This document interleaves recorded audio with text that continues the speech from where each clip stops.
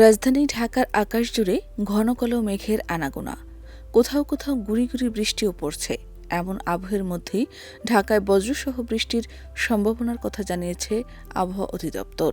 একই সঙ্গে দেশের 10 অঞ্চলের উপর দিয়ে ঘণ্টায় 45 থেকে 60 কিলোমিটার বেগে দমকা বা ঝোড়ো হাওয়াসহ বৃষ্টি কিংবা বজ্রসহ বৃষ্টির পূর্বাভাস দেওয়া হয়েছে।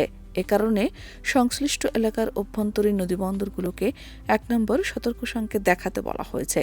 23 জুলাই দেশের অভ্যন্তরীণ নদীবন্দরগুলোর জন্য দেওয়া আবহাওয়ার পূর্বাভাসে এ তথ্য জানানো হয়েছে।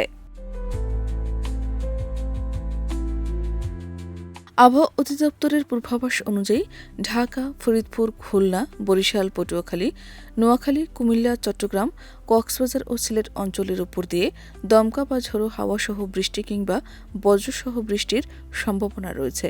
এসব এলাকায় দক্ষিণ বা দক্ষিণ পূর্ব দিক থেকে ঘণ্টায় 45 থেকে 60 কিলোমিটার বেগে অস্থায়ীভাবে ঝোড়ো হাওয়া বয়ে যেতে পারে। বিশেষ করে দক্ষিণাঞ্চল ও উপকূলীয় এলাকায় বৃষ্টির প্রবণতা তুলনামূলক বেশি থাকতে পারে। আবহাওয়ার আরেক পূর্বাভাসে বলা হয়েছে, দেশের অধিকাংশ এলাকায় দিনভর আংশিক থেকে অস্থায়ীভাবে মেঘলা আকাশ থাকতে পারে।